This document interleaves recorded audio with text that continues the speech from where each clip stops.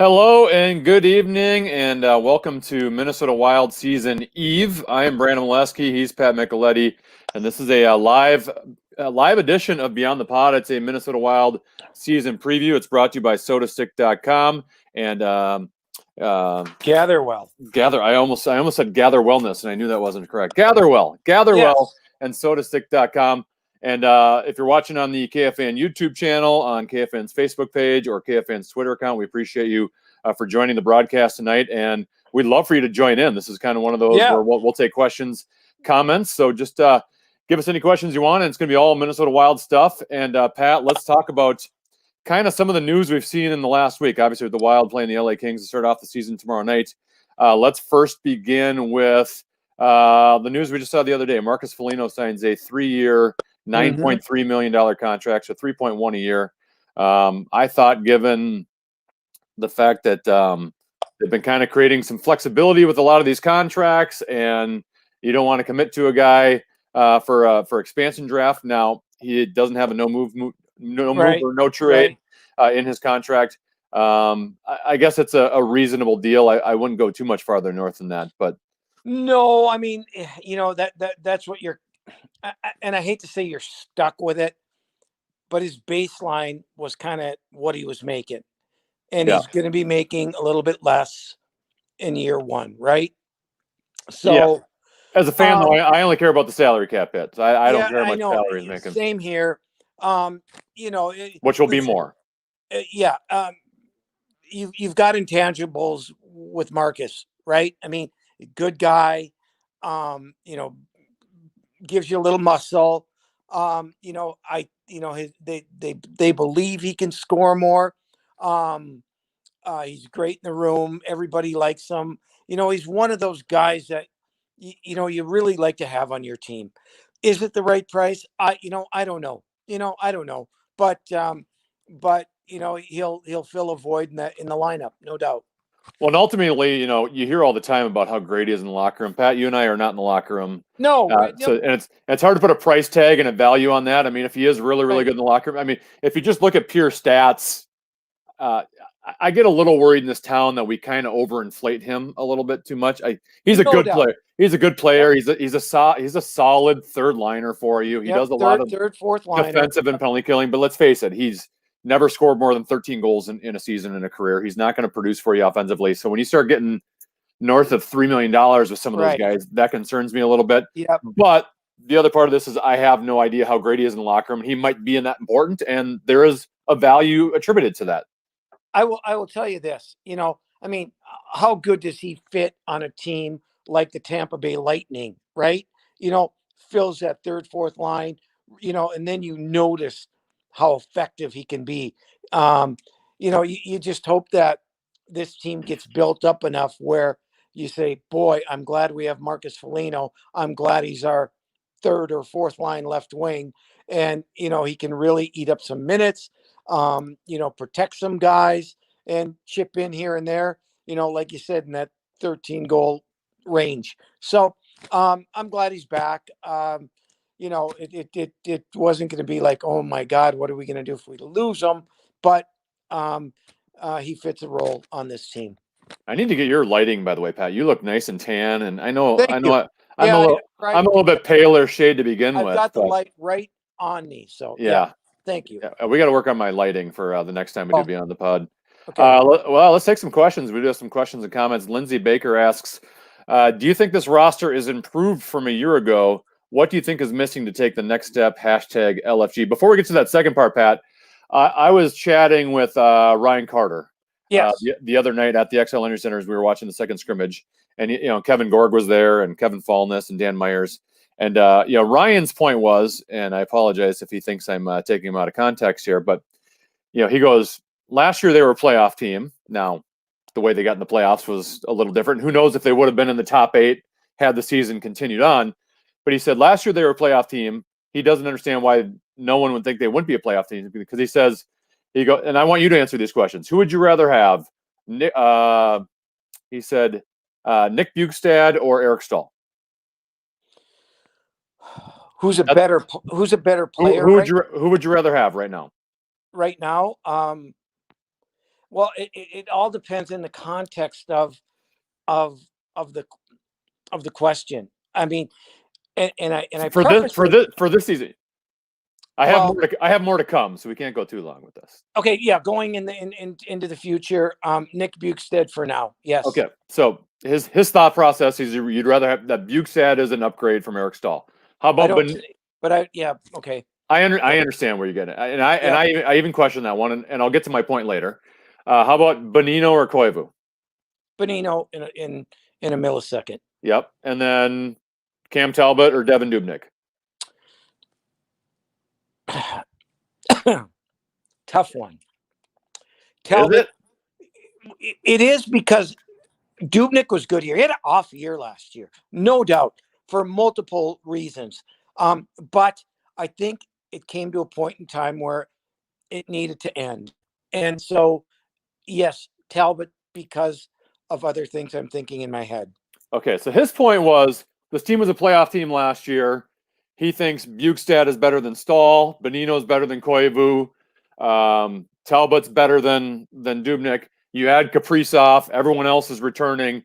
That the lineup should be better. And on paper, that makes sense to me a little bit. You know, Yeah. I think especially they should. I mean, they should get improved goaltending from last year. That's the one part where they should upgrade the most. Yes. But my point to him was, well, you know, Bukestad from Stahl is not a big jump.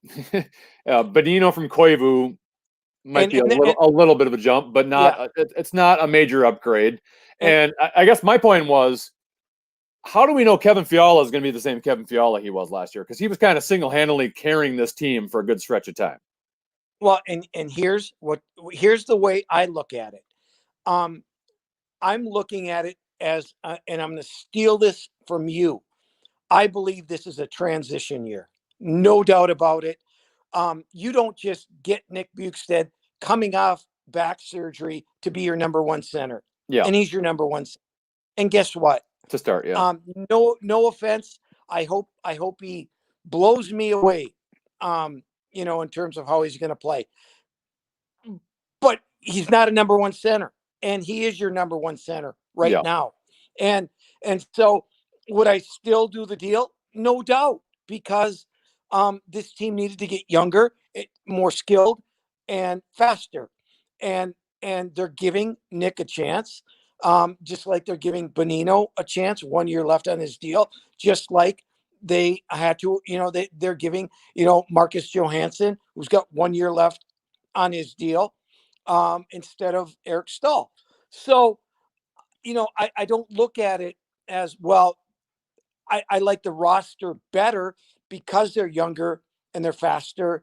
And they have more, when you add Kaprizov, but that doesn't mean they're not going to get more points than a year ago. I mean, I don't know. You know what? They have a big problem right now. And, we're honest in our feelings. I think it's a better roster, but they got a big hole up the middle. And if you're not strong up the middle, you're going to have problems.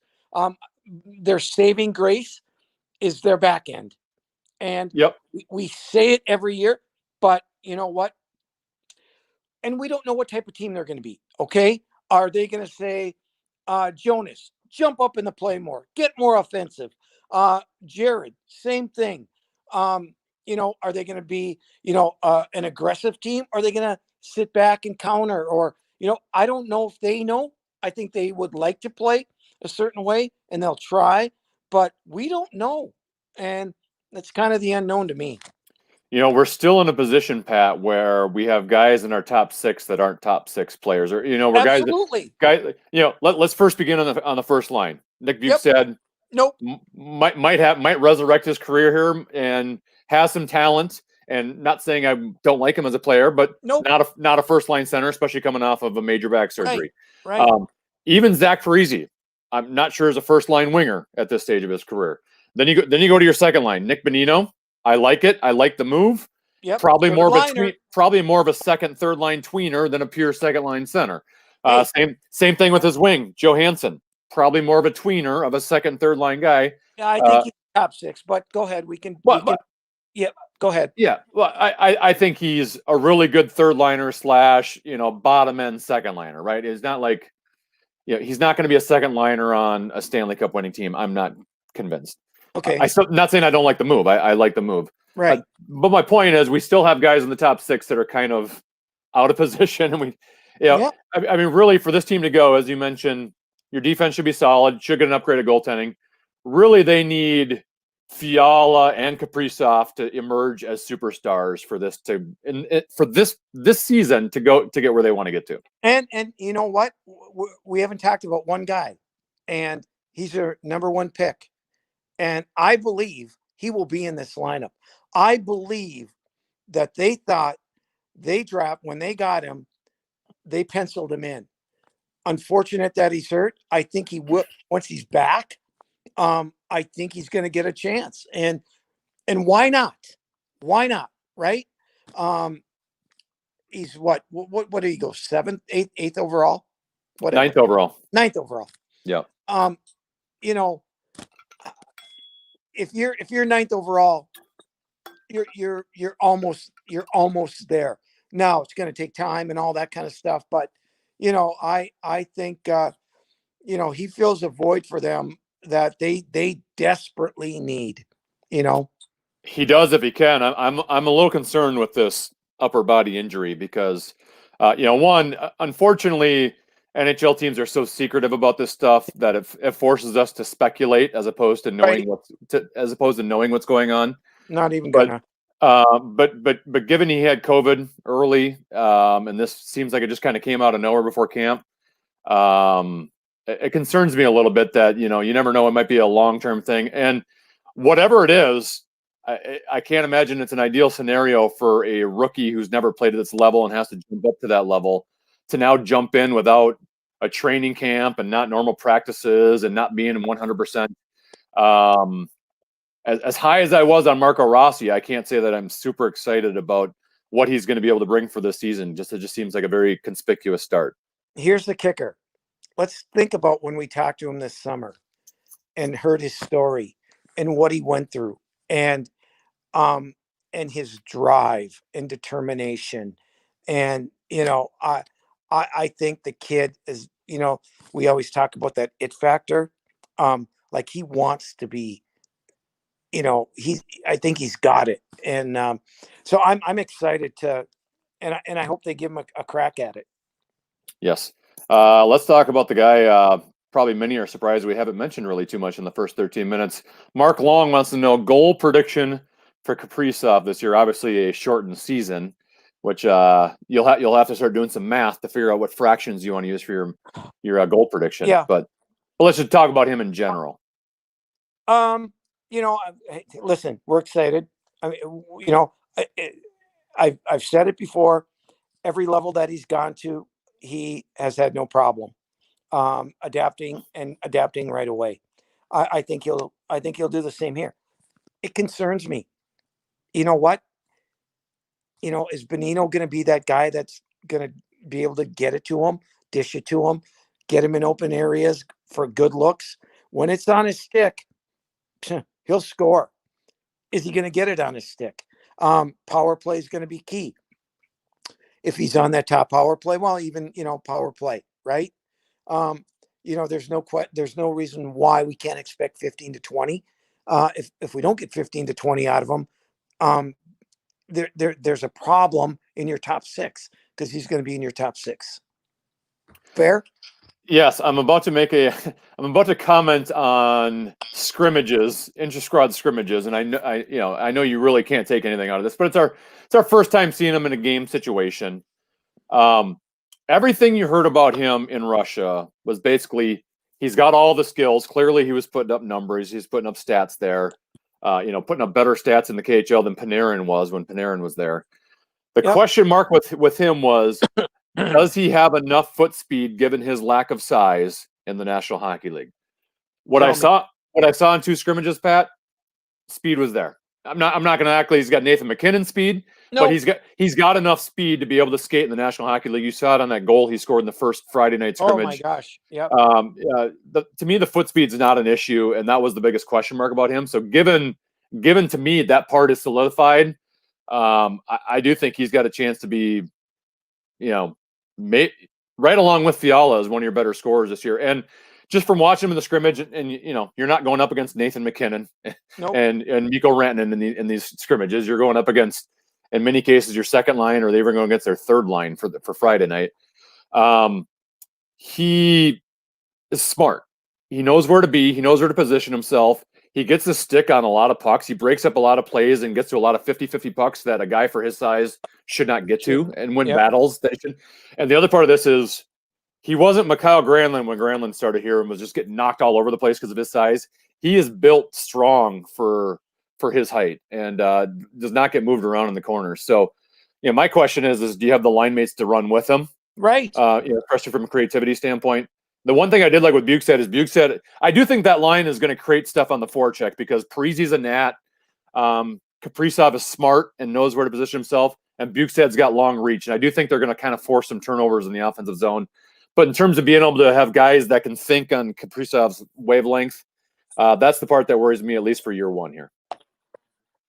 5 on 5. And you got to remember, they're going to be up against the top 2 D pair of each team. Right. Yes. And that makes it a little bit tougher also. So listen, they're counting on him. Top 6 guy, loads of talent. I obviously anxious to watch him play. Let's go to Kevin wants to know, we're already looking ahead to next offseason. What are the chances of the Wild making a deal with the Kraken to save a few players from being taken? Well, what players do you mind leaving? I don't know. Listen, we talked about it. This is, I believe, a transition year. It's a show me year. And so, is Matt Dumba going to be part of this team in 20 games? Who knows? So I think there's a lot of players that they're really looking at, and do they want them to be part of something that they're building? Hate to call it a complete rebuild, but they are changing parts, and who's going to stay? I don't know. Well, the way they're set up right now, let's assume the expansion draft took place right now, which we don't think things are going to change by the time. But the way it is right now, Pat, as long as Matt Dumba's on this roster, you are keeping 4 forwards, 4 defensemen, right? Yep. You're going to keep your top 4 defensemen. Your 4 forwards, you have to keep Parise, Zuccarello, and you're going to keep Fiala. After that, who knows? But there's nobody after that from a forward standpoint because Kaprizov is safe based on his age. A lot of your younger prospects Eck would be available. Safe. Greenway would be available. Foligno, right? Foligno. And I don't think any of those guys are like, we have to cut a deal to make sure we save one of those guys. Right. So the way the unless a guy like Greenway, sure. comes out. Sure. Right. I mean, but we're waiting for that. I'll go back to some of our previous conversations. They gave him that opportunity in the playoffs. They were expecting him to be the guy, be a force against Vancouver, and it didn't happen. Maybe he learned from that. Let's hope he did. But I think, I think they expect to see a different player. We don't know. Yeah, but to your point, let's say Greenway does emerge. Yep. Okay, now you have to practice. Now you're going to lose Eriksson, Ek, or Foligno. I don't think either of those guys are like, we have to save those guys. Here are some draft picks. Right. Who knows? Nico Sturm might be the next Joel Eriksson Ek in a year or two, right? I mean, I like Joel Eriksson Ek. I like him, but he's replaceable. Even Marcus Foligno. So that $3.1 million is off the books. Right. Right. Okay. You can find a guy as good as Marcus Foligno for $3.1 million. Right. So it's not, and I know it's a different regime, but they've learned their lesson from a couple of years ago when they made the mistakes they did. Let's talk about Ek a little bit, right? I mean, when are we going to get to that point? You and I have asked Dean Evison in the past, what's his upside? Well, we asked Boudreau that. Boudreau, right? And Evison early in the summer. I asked him point blank, is there an upside? Well, he thinks there is. Okay, are you going to get to 35 points? Are you? Can you get there? Can you get there? I don't know. I haven't seen it. When you look at him, you say, "Oh my gosh, big, strong, nasty." Has an awareness, but nothing point production wise. At some point you got to figure out, where do you fit here? What are you to this team? In my opinion, anyway. I do want to talk about Jordan Greenway, but first let's talk about sodastick.com. Get your original Minnesota sports inspired goods. If you haven't seen it yet, you have to check it out. All of their apparel is screen printed here in Minnesota on super soft, super comfy shirts and hoodies. You will love it. And we're going to hook you up with free shipping on your next order. Just use the code KFAN for free shipping. That is sodastick.com. Original Minnesota sports inspired goods. Use the code KFAN for free shipping. One of the other things I took out of those two scrimmages I saw, one in person at XL Energy Center, was Jordan Greenway. Now that line with him and Eriksson and Foligno maybe was one of the better lines throughout those two scrimmages, and probably just because they're used to playing with each other, whereas the other lines had brand new guys trying to get to know each other. Greenway did impress me a little bit, not that I've seen him with his shirt off and don't know how much his weight he's lost or how much work he did. He did look a touch faster. Sometimes he can look slow and lumbering a little bit. And he was active. I mean, he was involved in the offense quite a bit. Two inter-squad scrimmages that don't mean anything, but it would be big for this team for him to take up a step because, we know the ceiling is there. Brandon, I'm going to bring you back 2 training camps ago. Okay. And there was a line put together that was going to be the line.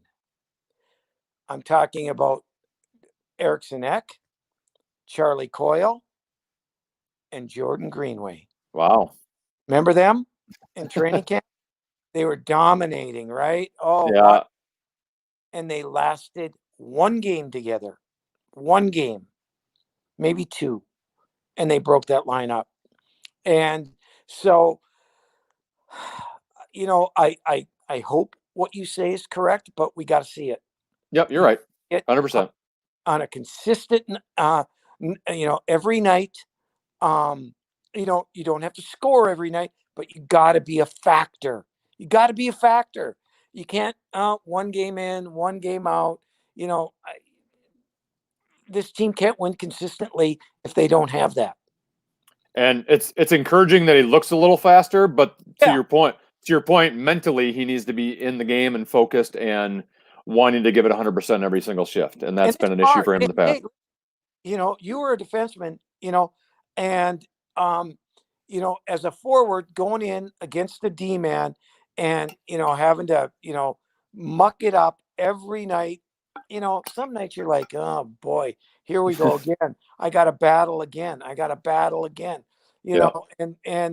it can get, it can affect your mind where you're like, I'm not going to go quite as hard.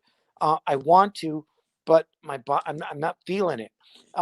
He's got to get to that point where, where he is a beast, where he controls the front of the net, the corners. He's got a big body. He's got it all there, but something is missing. And let's hope he finds it, because it would be a real boost for this team. Another question from Mark Long: do you believe the Wild are better off in the Western Division over the Central? I'm assuming he's talking about the current Central Division as opposed to when they were previously in the Central Division. I like their chances of making the playoffs where they are, because I think when you look at San Jose, they've got Dubnyk in net. They've made some changes. You look at Anaheim; they're a young team. They've got a lot of talent, but they were they're still not there yet. I think the Coyotes have taken a step back, to be quite honest. And who am I missing? I'm missing LA, San Jose, Anaheim. Yeah, LA Kings. I'm talking about teams that they have to really beat. I think you put in those St. Louis, Vegas, and Colorado as 1, 2, and 3. I don't know how they'll finish, but I think right now Minnesota, based on everything that we're questioning, I still think with their D they have enough. Yeah, to your point, I think the higher end teams are more challenging in the West, but your chances to make the playoffs in terms of Yeah. the middling teams Yep. are much weaker. Yep. Very short question. Mac Madison just says Boldy. Next year. Oh, maybe later this year Maybe. Yeah. after the college season's Yeah. over. Yeah. Very well. He's on. He's gotten better and bigger and stronger. And we saw him in the junior tournament. Again, had Ray Ferraro on Beyond the Pond last Saturday and loved him. Doesn't think he's going to be a top line guy. He thinks he'll be probably, a middle six type guy, bottom, Yeah. bottom middle six. But you know what? I think he's got what it takes. Yeah. Yeah, I would agree with that a little bit. 5-on-5, I'm still a little bit worried about his foot speed. Yep. And, I don't think he's a super creative, superstar, dynamic type player. Power play, I think he looks really good, especially on Yeah. that spot Yep. on the goal line. I can envision in the future a Fiala on the half wall, Boldy down at the goal line, Kaprizov either on his offhand or in the middle of the ice with Dumba's shot if he's still here.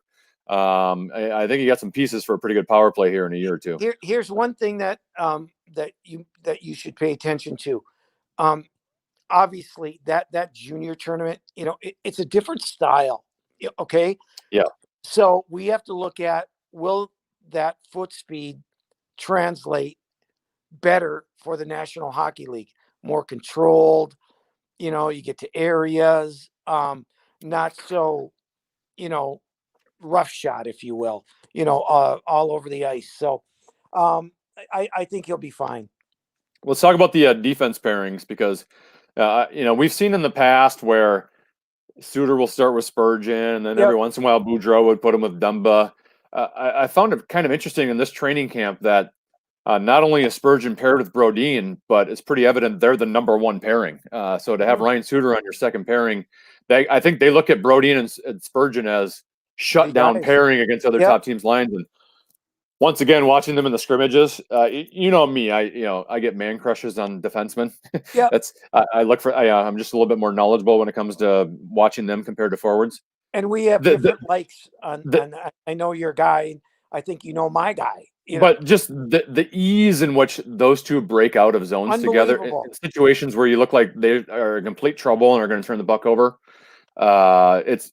It's little things like that I geek out over, but I think it's fun to watch.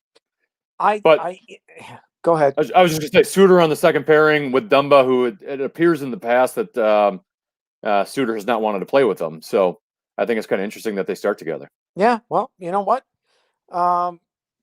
This coach says, here's what's going to happen, and here's your partner, and deal with it. And that's one thing I like about Dean. And Dean was a player. I mean, he played in the league a long time.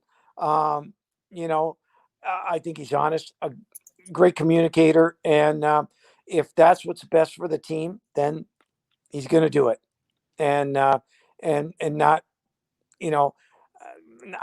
not that I say he won't care what the players have to say, but you know what? I mean, I think he's a good leader.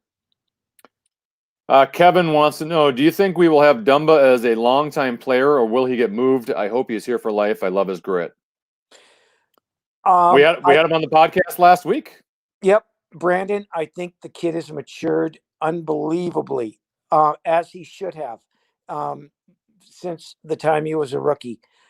He was playing great before the injury. He started to come back. The question will be, who do you have to trade if you want to upgrade your forwards? And there's one guy. Yep. And it's Matt Dumba. Yep.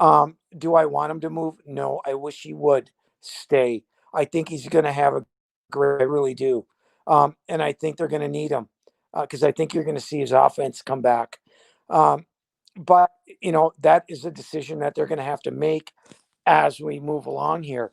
But no, I love Matt Dumba. I think he's a great player.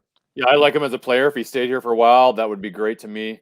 To your point, though, he's the most tradable asset on your team. Yeah. And when you have a glaring hole, which they do at the center position, and you want to improve there, he's kind of the guy to throw out just because of his high-end scoring ability. He's a defenseman who can play offense because you're strong there, right? You've got Brodin, Spurgeon, and hopefully Ryan Suter is still playing at the level he has the last couple seasons. Yeah. And you would know Louis Belpedio more than me just watching him in Iowa. I don't know how NHL ready he is, but he's been a prospect long enough now where he should be getting a look.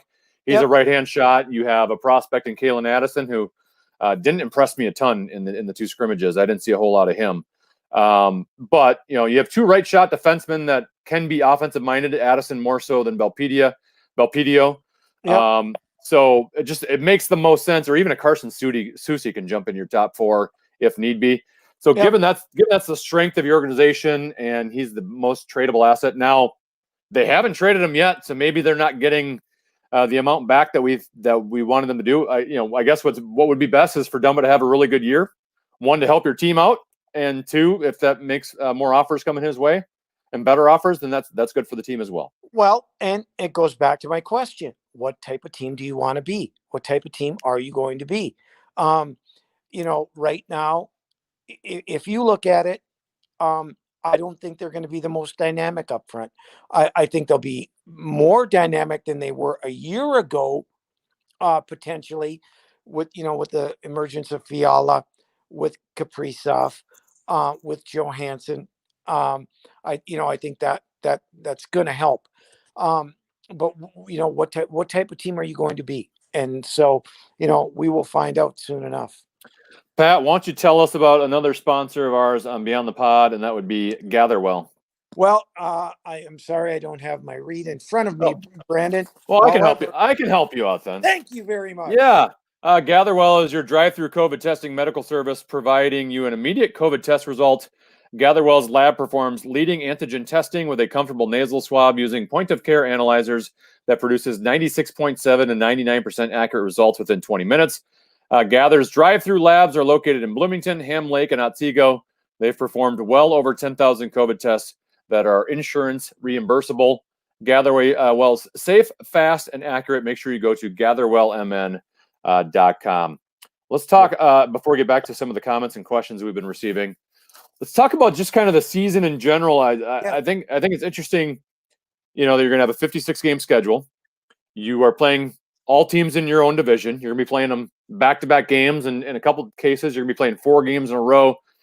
Just the importance of every single game. Obviously, when you shorten the season, they're more important.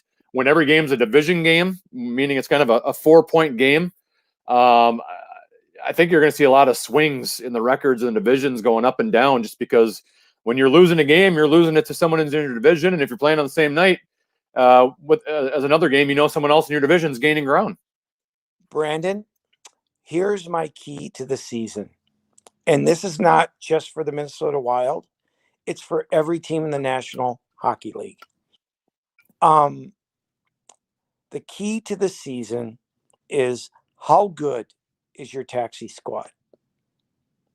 And I say that because we're already starting to see guys, getting infected and having to sit out. And I really think the depth of each team is going to be tested and going to be used. And, you lose guys at the wrong time, that could hurt you really, really bad.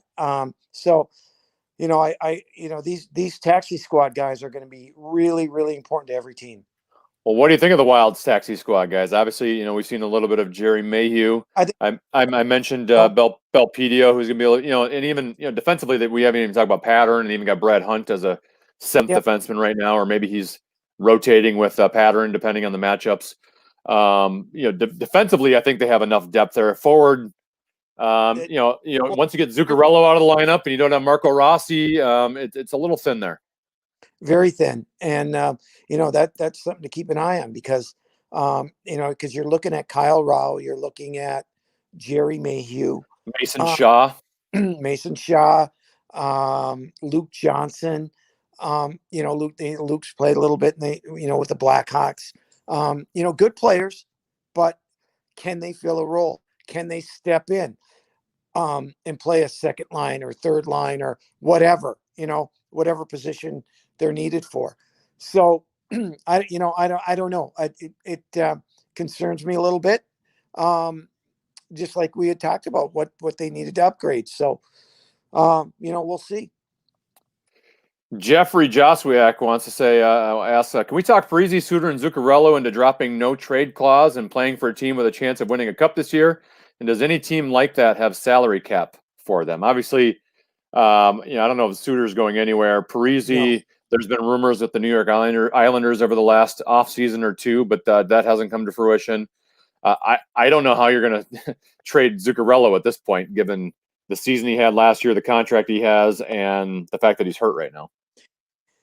National Hockey League is going to lose a lot of money this year. And yes, everyone has to beat the cap and things got to fit. So, I get it. I don't know. I don't know how easy it would be to move those contracts.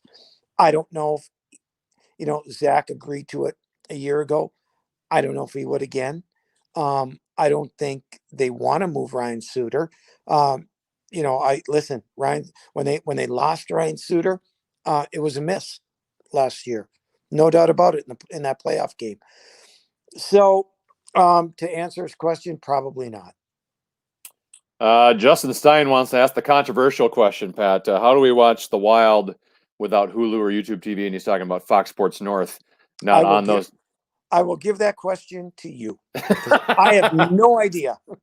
Well, as of 3 days ago, I had YouTube TV and I haven't had Fox Sports North since September. And obviously, because of my job, I needed to make a switch because I need to be able to watch the games so I can comment on them after the games are over. So I've had to make the switch away from YouTube TV, and I'm disappointed because I liked them. And when I made the switch to YouTube TV, they had Fox Sports North and had everything I wanted at a lower price. So that's disappointing. I guess just it's going to be interesting to me, Pat, the landscape of sports and television over the next 2, 3, 4 years here, because I have to imagine the Minnesota Wild and the Minnesota Timberwolves are not happy that people that have Dish Network I don't think have had Fox Sports North for like a year, and now YouTube TV and Hulu in a year in which they're not going to have fans in the stands. They're already losing money, and now they don't have as many eyes from a television standpoint. I can't imagine they're going to be happy. Other than doing it illegally, you're probably going to have to switch because I don't envision the fact that the Wolves are this now far into the season and there hasn't been an agreement on Fox Sports North doesn't give me hope that it's going to happen for the Wild season. Yeah, I have no idea. So it's unfortunate, but let's hope. I think, I don't know if we're like 3 years away from this or 15 years away. I think at some point, like every single sports team is going to have their own app and their own channel, and you're just going to pay them directly to be able to watch all their stuff. I think, I think there will be a Minnesota Wild channel and app at some point that all their games will be carried on there.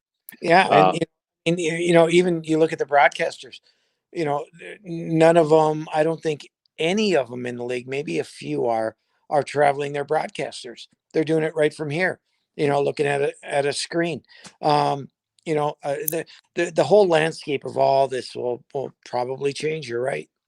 All right, prediction time, Pat. Do the Wild make the playoffs? They do. They sneak in as the 4 seed. I think they're better than, as I mentioned, Arizona, San Jose, LA, Anaheim. I think they're better than them. Hence, I think they will make it. Now, the only caveat is injuries. Taxi squad. COVID. COVID. Yeah. Yeah. And that's a big factor. So, I'm optimistic. And listen, we went through some, different players tonight, right? And what maybe what they're lacking or what this team still needs. I'm optimistic for their defense. I'm optimistic with their goaltending. I do think that they know as an organization, they can't say it, but they probably feel that they are heading in the right direction, which I agree with wholeheartedly. But I don't think they're there yet for the fact that They don't have a number one center. Their number two center is really a number three center. Their number three center is really a number four center. That being said, guys get hot. They make the playoffs. Funny things happen. You never know. Yeah. But just looking at them and being honest with the people, that's how I feel. I do think on paper, I would say, I think they could be the fourth spot in the division. I think to assume that LA and Anaheim and San Jose will all be as bad as they were last year is also a big assumption. I think it's possible one of those teams jumps up. In a 56 game season where you didn't have the training camp and the preseason, and you're just going to be jumping right into it. And as you said, injuries. If you get a Kevin Fiala injury, let's say he gets a 4 to 6 week injury. In an 82 game season, you can kind of overcome that. In a 56 game season, this team is so thin that if any of their big time forwards get hurt, I think they're in trouble. Yep. So obviously health is going to have to be huge for this Minnesota Wild team. Who's going to lead the team in scoring? Well, I think Fiala, Zach, Kaprizov, 1, 2, 3. I figured you'd take Fiala because he's the easy choice. I'm going to say Kaprizov is going to lead the team in scoring. Wow. I think. How many goals? Well, I would say he'd be about a 25 goal scorer over 82 games. So if you could just do the math, whatever the percentage is, what would that be, like 18 goals? I'm gonna say 18 goals. Okay. Yeah, I had 15 to 20. All right. Yeah. I need your Stanley Cup prediction. I saw yours on Twitter. Thank you. I'll be honest, I don't even know what the exact playoff format is. I know that the Wild have to go through their own division. Yes. But then, are they now facing the Central Division? I don't know, Brandon. Does it get redone based on record? I don't know. So, are they playing the Canadian Division if they get out? I don't know. So it's hard to know who from each side would meet in the championship. Yep. I think this might be Colorado's year. We've kind of seen Vegas we've seen Vegas emerge and take a little bit of a step back. I think St. Louis is going to come back to the pack a little bit. Tampa Bay might have their cup hangover. I think just Colorado with the young guys and the young legs. And they added Brandon Saad in the offseason and just, another year of Cale Makar and just a young group getting older. I'm going to say Colorado. I don't know I don't know if that's in the Western Conference or what you consider that to be. I guess just for sake, I'll go to someone in the Eastern side. Oh man. I know it's not going to happen this year, but I just like to be bold. Yeah, be bold. New York Rangers. Ooh, that's really bold. Very young team, very talented team. Yes, very talented. I'm going to go with the talent of the New York Rangers.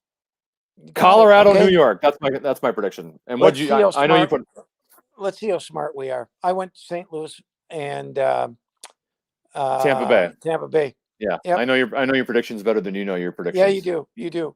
St. Louis worries me a little bit with Pietrangelo leaving. Tarasenko is still hurt to start the season. Those are some. They get him at the end of the year. Well, at the end of the year, but are you going to be in position by that point? Torrey Krug. And just because you're back at the end of the year doesn't mean you're like 100%, mid-season form. Might be fresh. Ready. Might be fresh. Well, you might be fresh, but I think Bennington will have a better year. Maybe. Yeah. Be fun. All right, Pat. Appreciate your time as always, and that's it for our off-season Beyond the Pods. We really appreciate it. But guess what? We'll be back. We'll be back with Wild Fan Line, and we might be back getting some intermission analysis at some point during. You never know. Thank you, Brandon. Great job as always. All right. Thanks, Pat. Appreciate it. Thank you so much to everyone for watching tonight and anyone who's listening on the Beyond the Pod podcast. Obviously, you can download the iHeartRadio app and you can listen to us there or anywhere you listen to your podcast. Thank you so much. Beyond the Pod, as always, brought to you by SodaStick.com and Gatherwell. Have a good night. Thank you for listening, and I'm going to play the close right now.